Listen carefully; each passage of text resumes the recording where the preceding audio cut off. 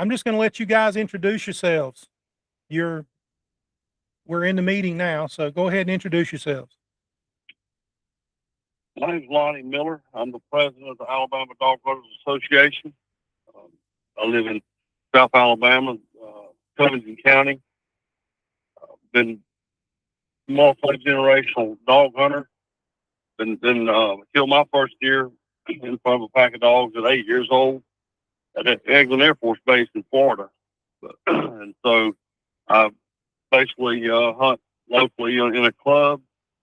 Been the president of the Dog Hunter Association in Alabama this is my 10th year. And I'll turn it over to Cody. All right, so I am Cody McCarley. I live in the north part of Alabama, the vice president of the Alabama Dog Hunters Association. I live close to the small town of Hodges, Alabama. We are right on the Marion and Franklin County line, northwest Alabama. And so I grew up with my dad, deer hunting with dogs. And at about the age of 14, unfortunately, our DCNR took away our right or privilege, however you want to say it. They took that away from us here in my home area. So there were several years there growing up through my later teenage years and early 20s when it was hard for me to do that. I couldn't travel like I can now. So nowadays, I do travel in order to keep on hunting with dogs. I hunt a couple of times a year in South Alabama. And then primarily, I am hunting deer with dogs to the west of me over here in the edge of Mississippi, just across the state line. And just kind of in a battle, if you could say it that way, with the state to try to get some things fixed so that maybe someday I can come back home and hunt. I understand. So what's going on in Alabama? Well, so I guess in the 80s, dog hunting started, I guess the downfall of dog hunting, the landowners, some of them were getting mad. People, a lot of folks were coming from out of state leasing land. And of course, the typical dog can't read type stuff where the dogs would trespass on other people's property. So in Alabama, they started shutting counties down and restricting counties. And I want to say there's probably somewhere around 3 to 5 permits, different types of permits by county that they use. And 3-4 years ago, they established a standardized permit. And that is what, make a long story short, that's pretty much what they're trying to do now. Is they're saying that we've got a bunch of complaints or whatever, but and they're going to put us all on that permit system, which is really, the permit within itself is not necessarily a bad thing, but it's just not warranted. There shouldn't be any type of restriction or just anything that there should be anything that's restricting us from dog hunting by traditional means and methods for the ones that are doing it right. Now, there is as you know, there's always going to be lawbreakers. There's people that aren't going to want to abide and follow the rules. But we can't stop that. And that's where we're at now. The state 2 weeks ago at their Conservation Advisory Board meeting recommended, one of the cab members recommended the statewide permit system. So that's what it boils down into the nutshell.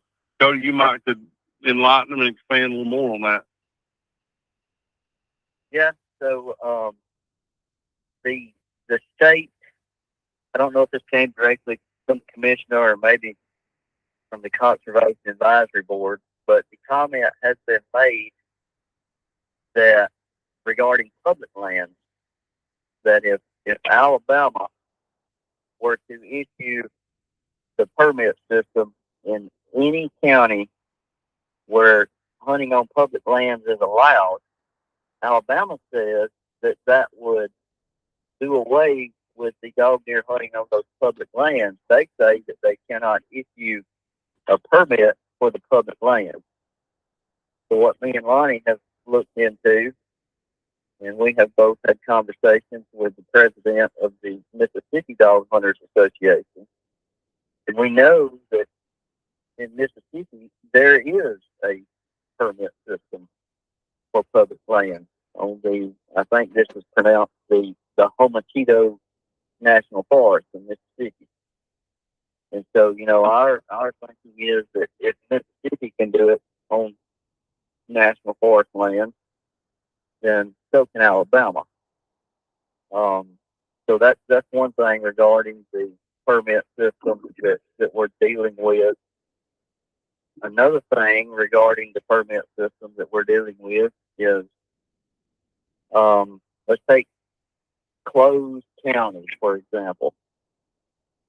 How is it right to offer this permit system in one county, but you have a county directly south of it, and there are people and there are lands within this county that are closed, and they have lands and they meet every requirement for the current permit system, yet the DCNR refuses to allow it for this county, even though the county directly north, they do allow it. Well, that's one problem with permits So is they can always tell you at some point that they're just not going to renew the permit.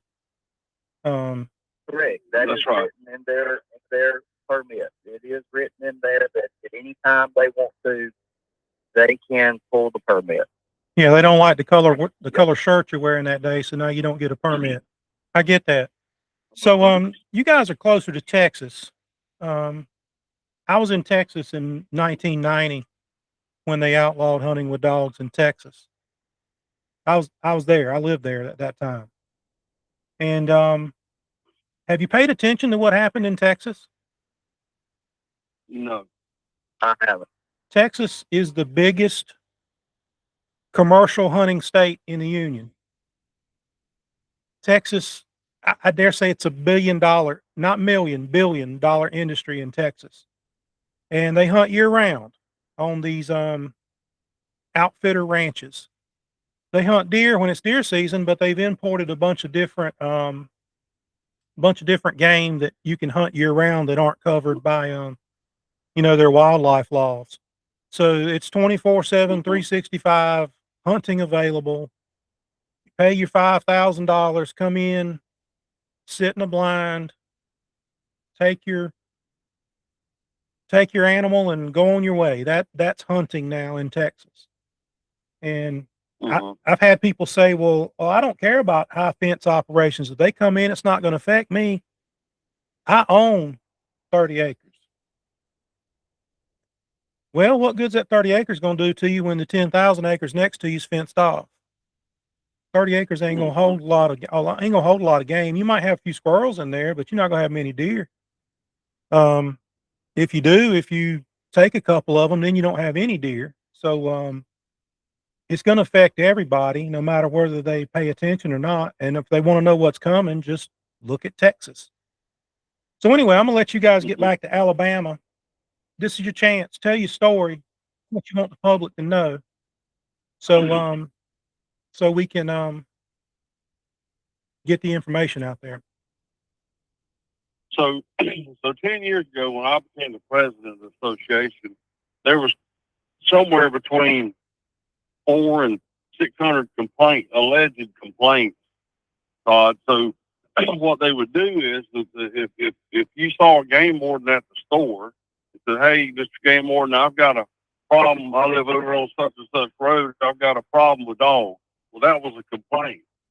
And back in those days, they knew that all they had to do was make a phone call. Well, when I came on board, we started pushing for validated or substantiated complaints. And that's kind of, we're back. So it took me a couple of years, but we basically did through the Freedom of Information and different things that we did. We're less than 20 complaints, and we've been less than 20 complaints for several years. Now, that doesn't mean that we're walking the chalk line, doing everything 100% correct in every county, but there's always going to be work in there. In Burton, things happen, but that should be the there shouldn't be the norm. It should be a albatross situation. And so, and now we're 3 years ago, 2 or 3 years ago, they used to call us and have us meet. If there was a landowner had a problem, they would call me and say, Lonnie, I gave your number as landowner so-and-so. Would you go meet with them and see if you could fix the problem? And you'd be surprised about how many problems we would fix. And they would call me the next year and say, hey, man, I'm glad you came and you took care of our problem. Well, 3 years ago, they stopped doing that. And at the time, I had Chuck Sykes, the director of Game and Fish, I said, Chuck, why don't y'all stop calling us? Let us work on the problems. And because when you go resolve the problem, there's no record of the problem. Well, since then, it get called anymore. And they're basically just trying to build a case to shut the dog hunting down. So let me make sure that I heard what I think I heard. Mm-hmm. You said that they would call you to go talk with a landowner about a potential problem. And if you went out and resolved the problem, then there was not a problem. So they quit calling you because there was no record. There would be no record of the problem because we fixed the problem. That's exactly what was said. So they basically want a documented complaint. What they're looking for. So they wanted a problem. But they wanted a problem so they could shut it down or put us on this permit system or whatever they decide to do. Cody, how many years has it been? That's a pretty strong statement. That's a pretty strong statement that you were able to resolve problems, so they quit calling you because they wanted the problems. Right, because they wanted the documentation of the problem.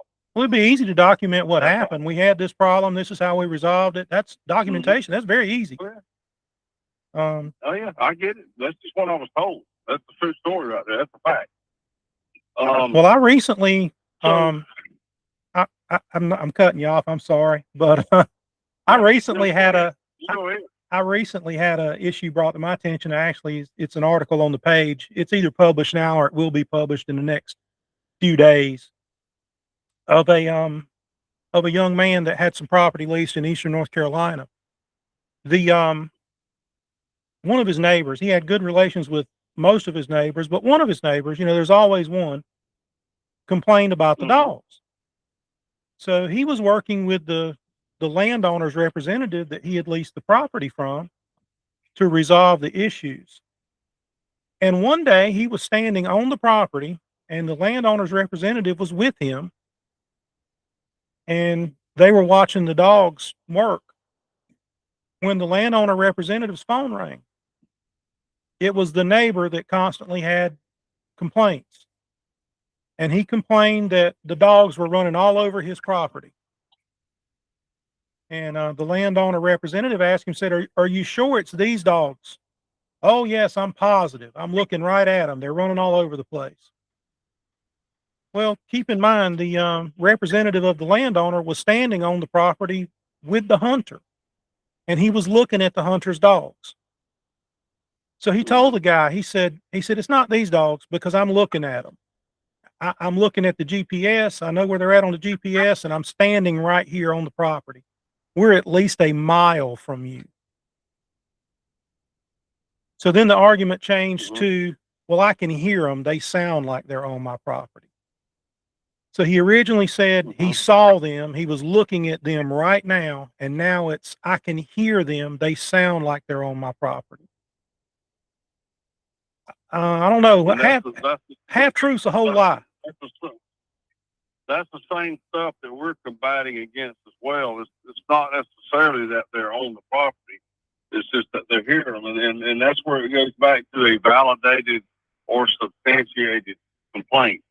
To me, a valid complaint is, Lonnie, your dog is on my property. I've got him in my car. His collar in my hand right here. come get him. That is a complaint. And just so you know, that the Alabama Dog Hunter Association is not for my dog being on your land. We're 100% against it. And Yeah, I we're am not too. those people that say, we're not those people that say, hey, a dog can't read. None of that. That's wrong. A dog, it's not the dog's responsibility. It's mine to keep him off your land. And our dogs are collar broke or horn broke. And as a general rule, the vast majority of our association have collar broke or horn broke dogs. That means that if they cross onto your property, we're running a deer, we call them, blow a horn or a whistle, they're stopping. And so we go pick them up. So that's what we're about. We are about the ethical, legal dog hunting is what we're for. That's what we represented. Several years ago, we started trying to push what we call the dog encroachment regulation, and we wanted to, I won't say punish the dog hunters, but it's punish the bad actors, and basically implement a fine system that would, it would progressively get worse if you couldn't keep your dogs off someone's property. And because in Alabama, it's the same thing's happening now. The commissioner has the authority, the sole authority, to set a 0-day dog deer season in whatever county. And he's done this, by the way. He will set a 0-day season and shut dog hunting down. And not because everybody's doing it wrong, but because just a few people. And in this case, Talladega County, a few people are not doing right. There's one section of the Talladega National Forest that's doing it wrong, that's doing things they don't need to do, and it's going to it's going to cause the whole state to be under fire now. So before it could be shutting the whole system down. So these people, in that county. These people in Talladega National Forest you're talking about that are doing it wrong, are they violating current laws? Yes. Are they not enforcing the laws? This is something. They are not. This is something I'm noticing too. Is we have these regulatory agencies that have law enforcement capability, but they seem to choose not to enforce it. They'll say, "Oh, we don't have the manpower," but they've got the manpower to go do a drug sting, and they've got the manpower to go set up a fake deer and see if somebody will shoot at it. But when somebody's out breaking the law in something that they're not interested in, they don't have the manpower to take care of it. It's almost like they want the problem to happen. Yeah, so they've got the manpower. Cody, you can shut me up anytime you want to, but they've got the manpower. We do some WMA hunts, and those WMA hunts sometimes the Blue Springs management area. Blue Springs management area is on the Connecticut National Forest, but it's part of a state management area down here. They'll bring somewhere between 15 and 25 game wardens. It's a dog hunt. They have two separate 2-day dog hunts a year on that management area. Well, they'll bring 15 to 25 game wardens down here like a swarm of bees, writing tickets or just enforce the law, whatever. And look, if you violate, you violate. And I ain't got no control over them writing the ticket, but and I don't care for that. It don't matter to me. But the point is, why can't they take that same 20 or 25 game wardens to Talladega National Forest and enforce the law? There's laws on the books. And they do the same exact thing at Geneva. Go ahead, Cody. So we go to these advisory board meetings, and we have to sit and listen to these same landowners bring up their complaints to the advisory board and to the commissioners. And 90% of the things that they're complaining about, there's already laws on the book for that. And like Lonnie just said, we need enforcement to be there and to enforce the laws that are already on the book. And more than likely, that solves the problem. But they say they don't have the manpower. I get that. You mentioned a few minutes ago, you mentioned, what do we want the public to know? Yes. What do you want them to know? Here's what I would say that the public of Alabama needs to know Lonnie touched on this a little bit already. We have a commissioner that's appointed by the governor. He has 100% authority to set the season date, the bag limit, and creel limit. And the way he shut us down through all these years in certain areas or certain counties is that he sets that 0-day season. So we have the commissioner that's governor appointed, and you have the Conservation Advisory Board that is also governor appointed. And so the people of Alabama really have no avenue of recourse. Whatever these guys decide, that's what we got. And they're There's political. no avenue of recourse. They're political appointees. They are political. That's right, appointed by the governor. By the governor. And if you've got a governor that stays in place for 8 years, like we've had recently, then you're stuck with the same regulations. You're not going to change these guys' minds. You're stuck with their way of thinking for 8 years.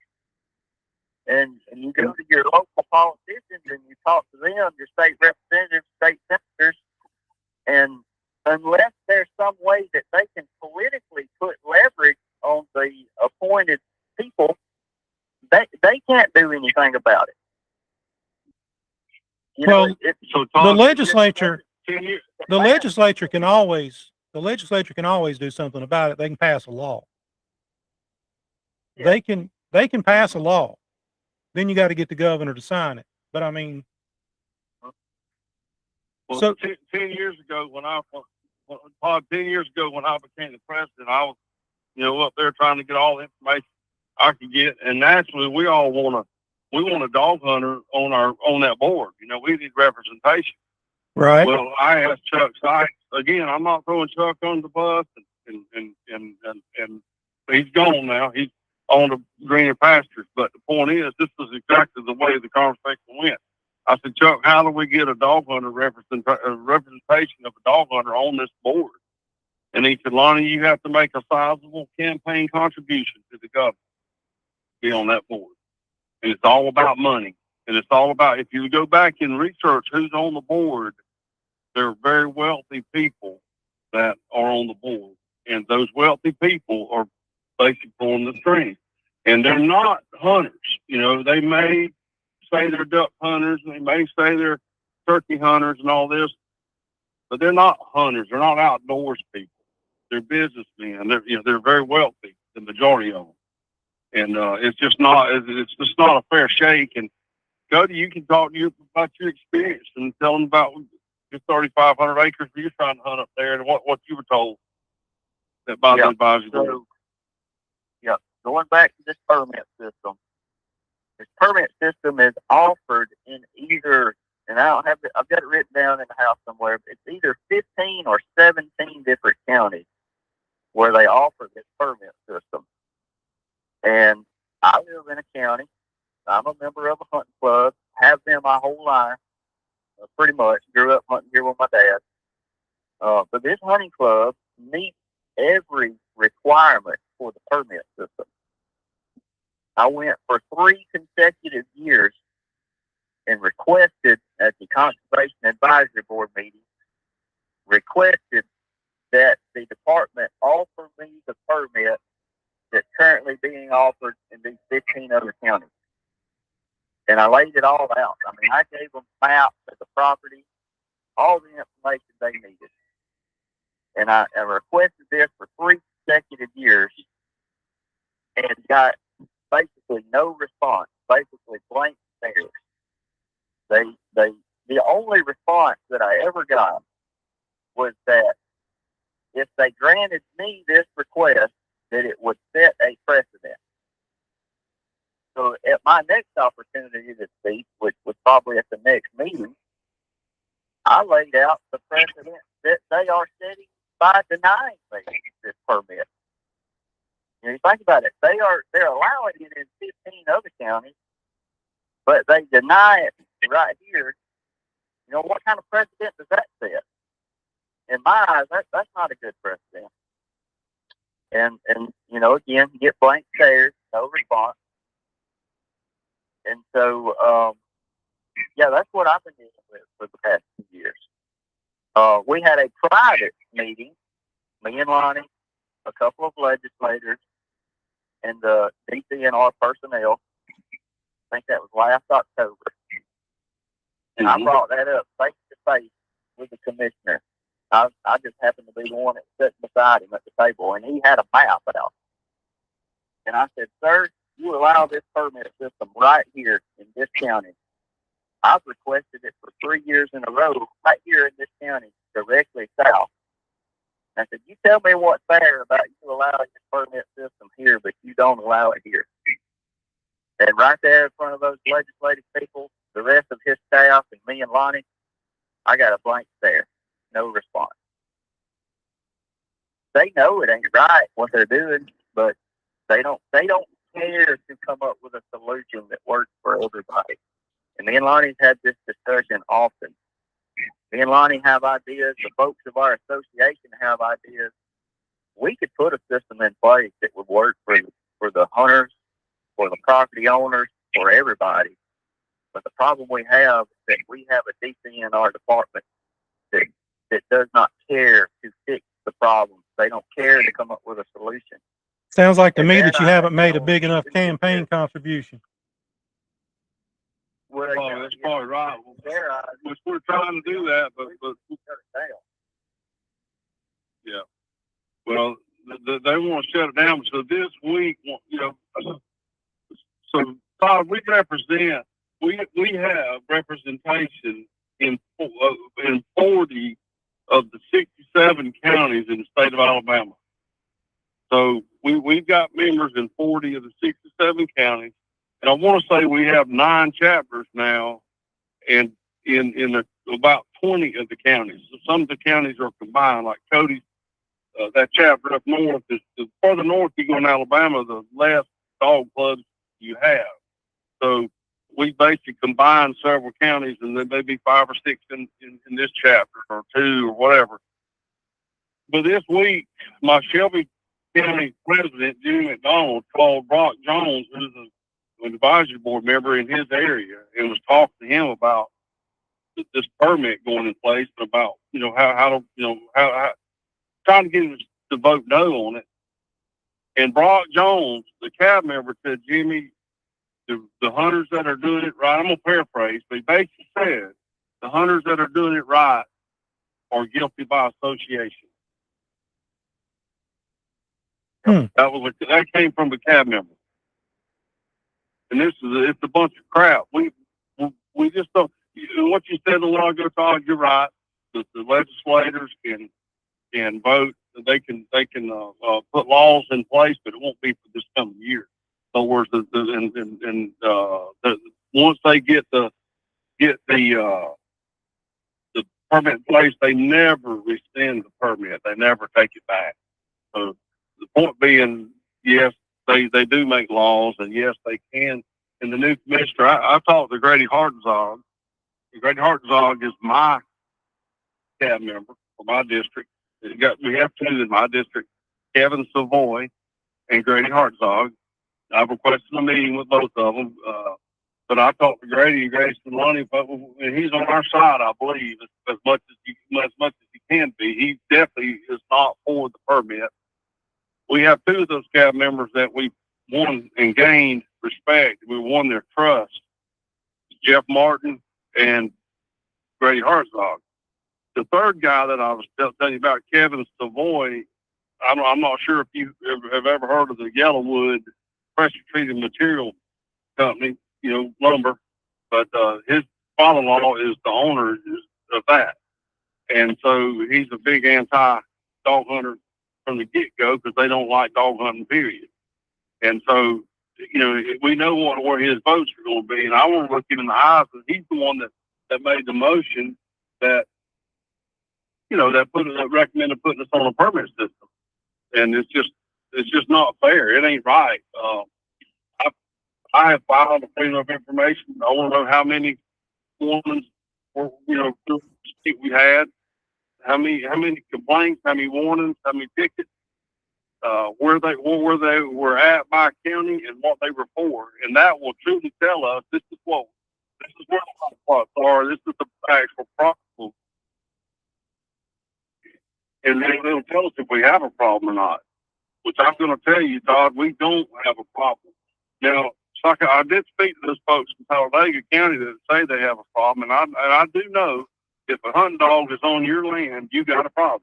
But as far as a general rule, we feel like there's somewhere between 200 and 400 people a day hunting on the Talladega National Forest. So if we just say 300 people on a 50-day season, that's 15,000 people. And you got less than 50 complaints on 15,000 hunts, you ain't really got a problem. That's less than 1%. That's small. Right. And this is very minuscule. But again, if it's your land that's got the dogs on it, I understand you have an issue. But we talked about it a little while, a few minutes ago, get the game wardens to go over and write the dadgum tickets, They have that authority. They have the authority to do that. So something that I've been saying for about 15 years is respect your neighbor, be kind to your neighbor, be nice to your neighbor, help your neighbor. And as it goes with the dogs, and I'm not talking about just deer hunting with dogs, I'm talking about hunting with dogs, period. That's right. If you turn your dog loose and my dog's barking at something.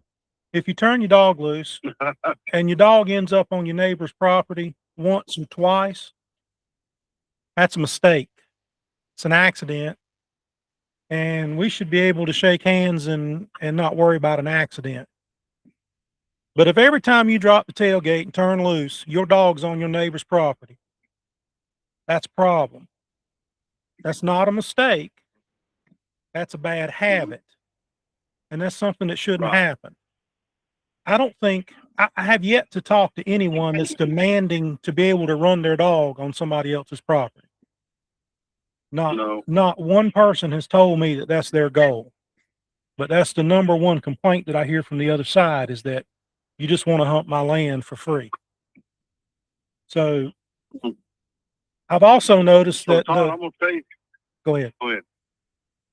I'm just going to tell you, I can't prove this, but I can prove this happened. So we got a dog hunter killed year before last in Talladega National Forest. There were the problems at, by the way. A dog hunter 2 years ago, he killed 150-something inch buck in front of his dogs. This is all how he killed the deer. I can't tell you. I just know he's in the picture with dogs and a deer. This past year, the same guy killed 173-inch buck in the state of Alabama on the Talladega National Forest. And it's hunting near where these people are having the problem with the alleged, I'm going to say alleged problem with the dogs. Again, I can't prove this, but what I think it is, I think those people are peed off because somebody else killed 173-inch deer that they've been raising or been looking at for all them years, and it's dead. His name was probably Timmy. And they want to put a stop to it. The deer was probably named Timmy. They probably had him named something, Timmy. Yeah, probably. But the point, I can't prove that. But like I told you, I can prove the pictures. I've got the pictures of the 173-inch deer, and I heard the story. Allegedly what dog hunters were saying, but also those guys that came and speaking against dog hunting at the cab spoke about trophy deer being killed by the dog hunter. If the man took a deer, I know that's part of it. If a man took a deer legally, so be it. I got a question for you. Yes, sir. I'm trying to figure out how to ask the question. I sort of know the way I do it. Let me just tell you about me. I'll take a guest hunting. We've got several thousand acres, and we own some of it and we lease some of it. So we actually own acreage. But I'll take a guest hunting. I'll put them in my truck, take them to the hunting club, take them hunting. and put them in the best position they can to take the nicest deer on the club. And if they do, the only thing I'm going to say to them is congratulations. That's absolutely. As a matter of fact, that guest on our club, when they go out there, the only thing they can take is a rack buck. It's got a rack buck. It's got a fork above its ears. So it could be a 4-pointer, but it's got a fork above its ears.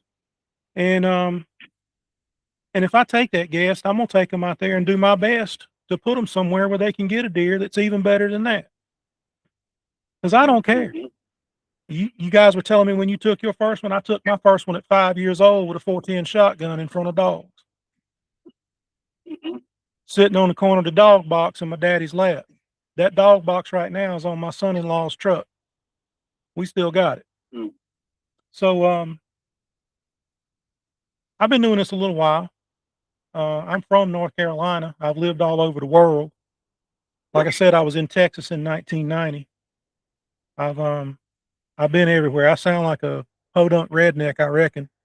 But I've been a bunch of places, done a bunch of things.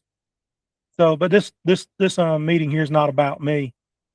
But I did want to throw in there that I'm not trying. I'm not asking. I'm not demanding. I'm not asking. I'm not even saying it's right for people to try and run their dogs on other people's property. Not what I'm looking at. Not what I'm looking for. And I haven't talked to anybody that says that that's what they want. And I let you guys talk, and you told me when we first started talking that was exactly what you were about, that you were not about hunting other people's land. That's not what this is about. We don't do it. But that seems to be. I'm not going to tell you people don't do it, but we don't do it.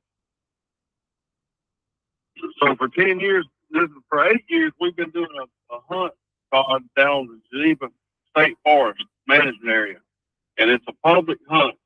Cody mentioned coming to South Alabama. Cody he drives how many hours, Cody? 5.5 hours?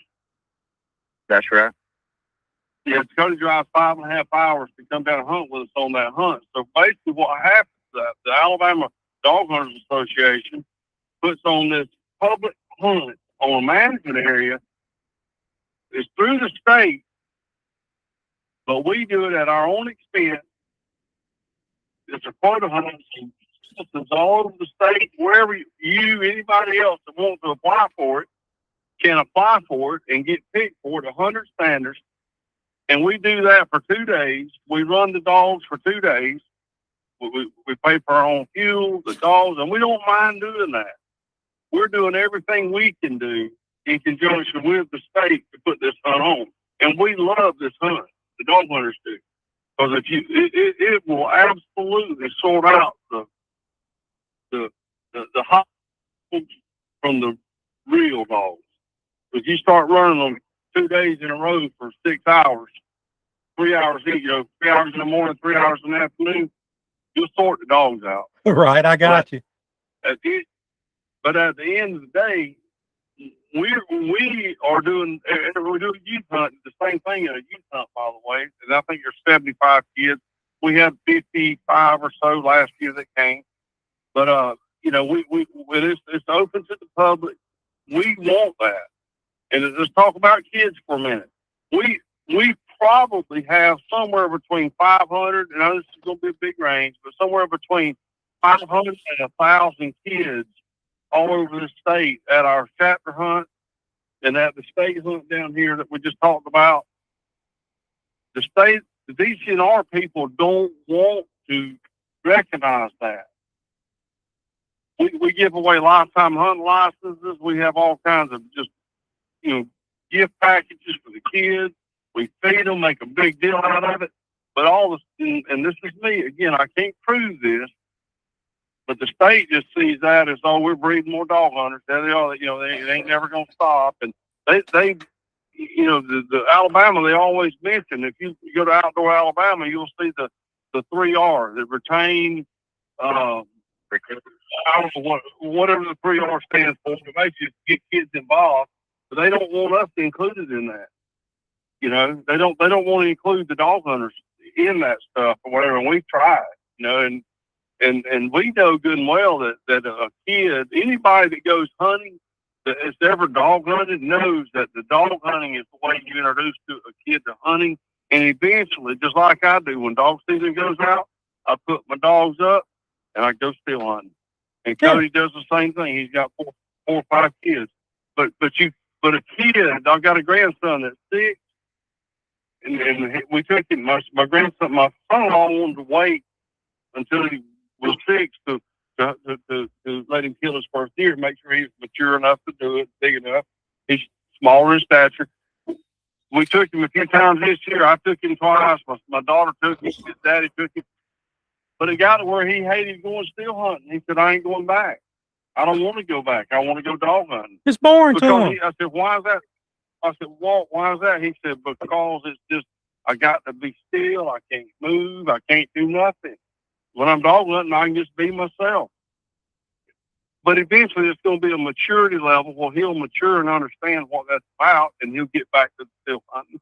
It's, but the point is, we know, the three of us know that it's a good thing, but the state of Alabama is not for that at all. They don't want a kid doing it. And, so take a kid, take a kid hunting with hounds because the whole world's trying to take it away from them. Right, pretty much. That's what I believe. Right here. Well, guys, we got about 2 more minutes, and I got to wrap up. Okay. You guys want to give me your closing information? Tell me what you want to say in your closing statements.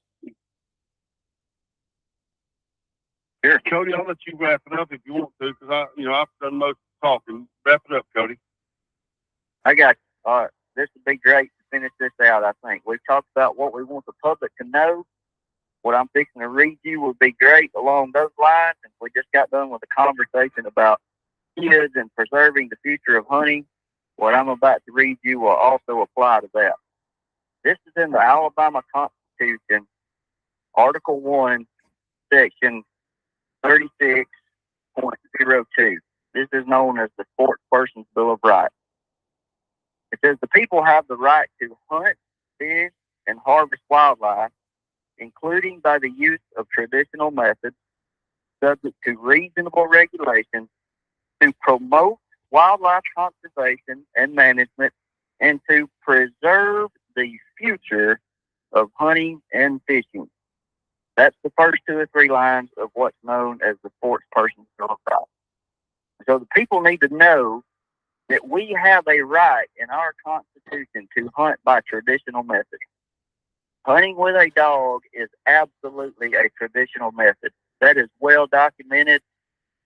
When our people first came over and settled this country from whatever country they came from, they brought their hunting dogs with them. All that's documented. So hunting with a dog is without a doubt a traditional method.